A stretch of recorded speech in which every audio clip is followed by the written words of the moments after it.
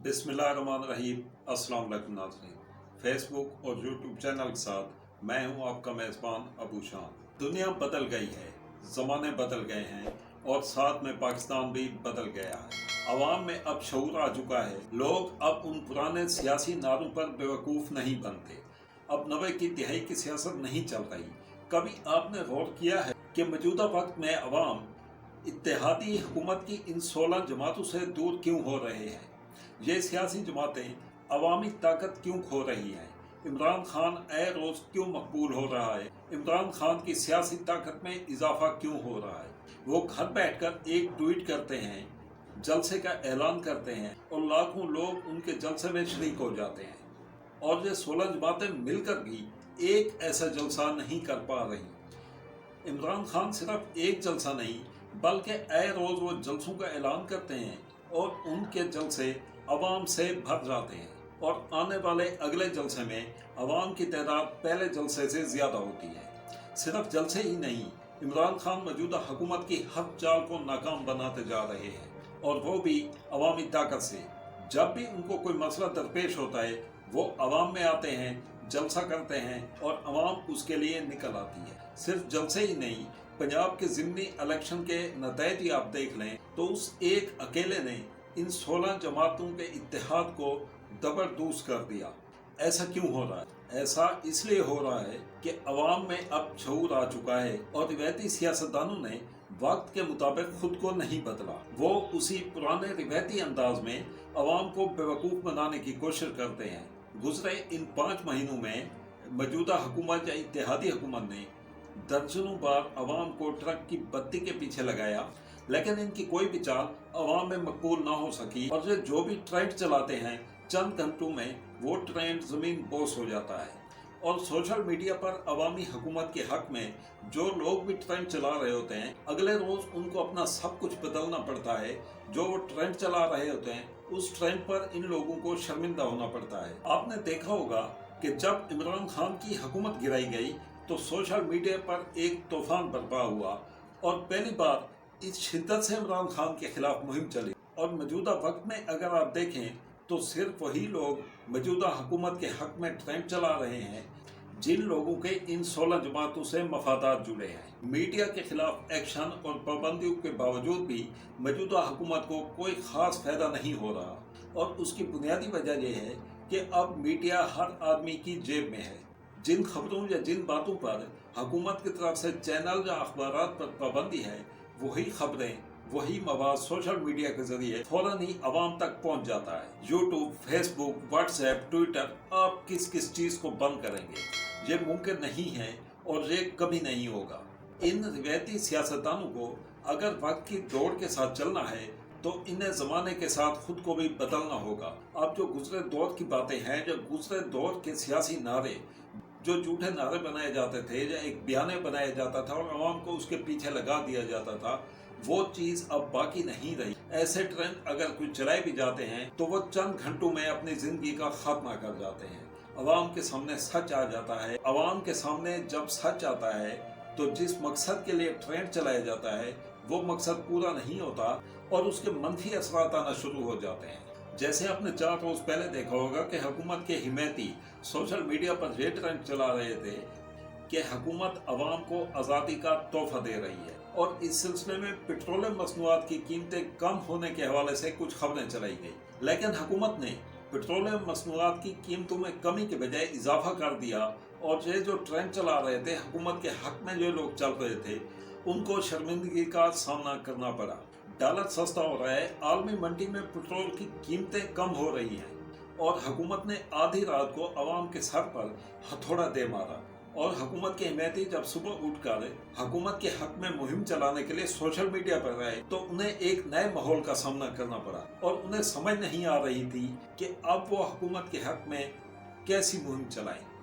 तो इस तरह 90 की दिहाई के जो पुराने सियासी हथियार हैं, जब ये लोग उन हथियारों को इस दौर में चलाते हैं तो ये सारे इकदामात इसी हुकूमत के ही खिलाफ जाते हैं, क्योंकि ये पुराने सियासी हथियार अब पोसीदा हो चुके हैं, वक्त बदल चुका है और इन पुराने सियासी हथियारों के जरिए जो ये हुकूमत करने निकले थे तो अब वो हुकूमत सुकड़ कर इस्लामाबाद के चंद किलोमीटर तक ही महदूद हो गई है।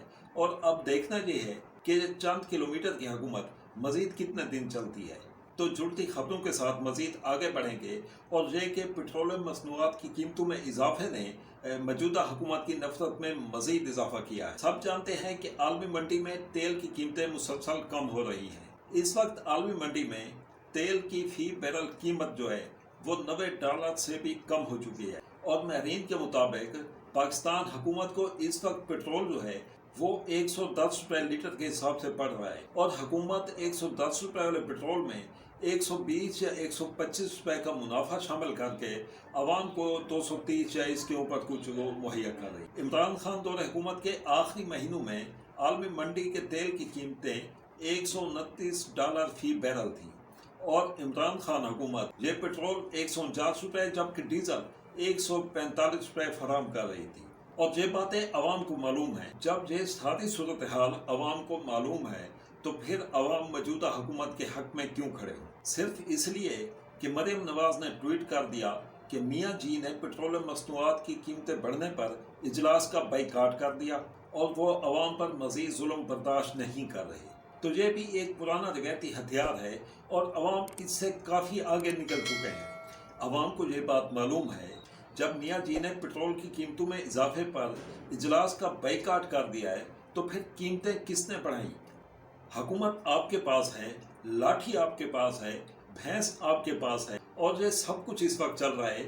جس کی لاٹھی اس کی بھینس والا وہ معاملہ بھی ہے، ہر معاملے میں آپ کی گرفت نظر آ رہی ہے۔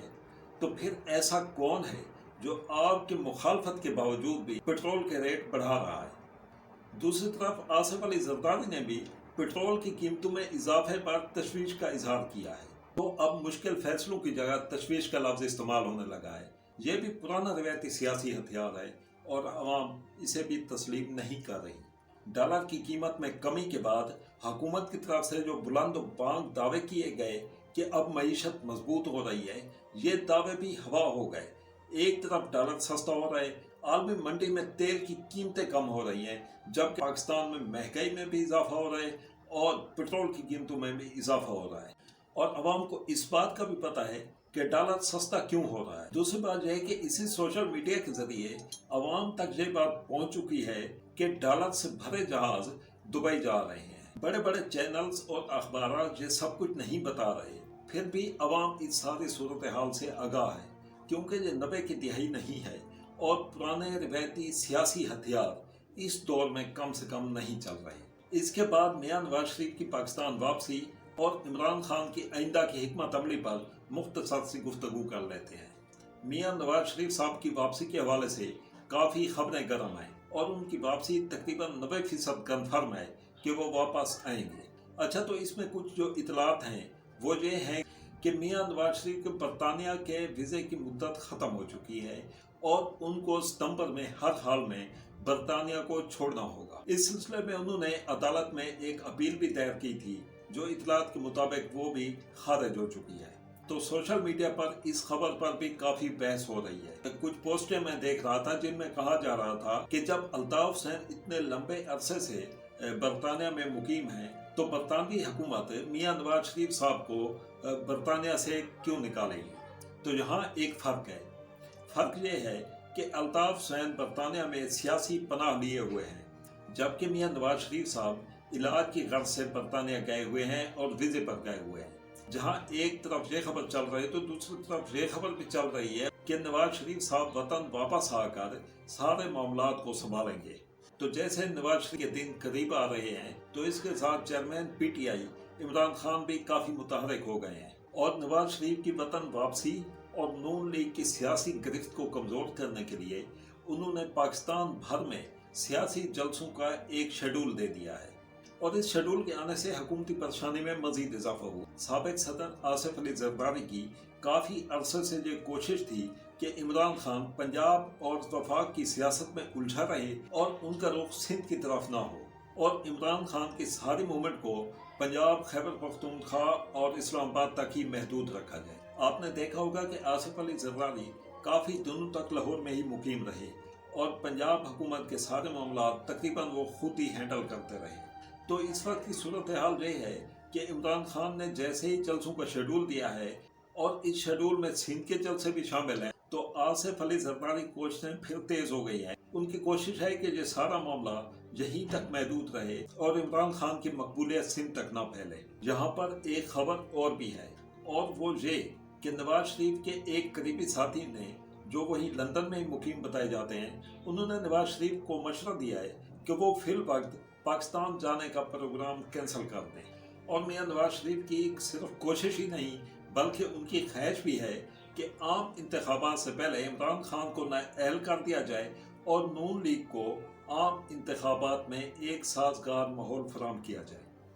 तो नवाज शरीफ के उस दोस्त ने उनको मशवरा दिया है कि मुमकिन है कि इमरान खान नाअहल ना हो या वो इंतखाबात जीत जाएं, तो ऐसी सूरत में नवाज शरीफ के लिए फिर मुल्क से बाहर निकलना मुश्किल हो जाएगा। तो देखते हैं कि आने वाले वक्तों में सियासत क्या रुख इख्तियार करती है। जहाँ इस वक्त जो माहौल चल रहा है और जो सूरत हाल है, उसमें लम्हा बलम्हा चीज़ें बदल रही हैं और हालात बदल रहे हैं। तो इसमें कोई भी हतमी राय नहीं दे सकता कि ये होने जा रहा है। इसके साथ ही आखिर में आपसे डेरा इसमाइल खान की एक मकामी खबर भी शेयर करते हैं। डेरा इसमाइल खान शहर और नज़ाफात में आज सुबह की तेज़ बारिश के बाद नशेबी इलाके जो हैं वो ज़ेर आब आ गए हैं। डेरा इसमाइल खान के इलाके चौदवान में बारिश और सैलाबी रैलों का पानी घरों में दाखिल हो गया है और इससे कई घर मुनहदम हो गए हैं। जबकि खुई बहारे के इलाके में मंडी तमन्नी की तरफ से आने वाले सैलाबी रेले में एक मुसाफिर बस बह गई है।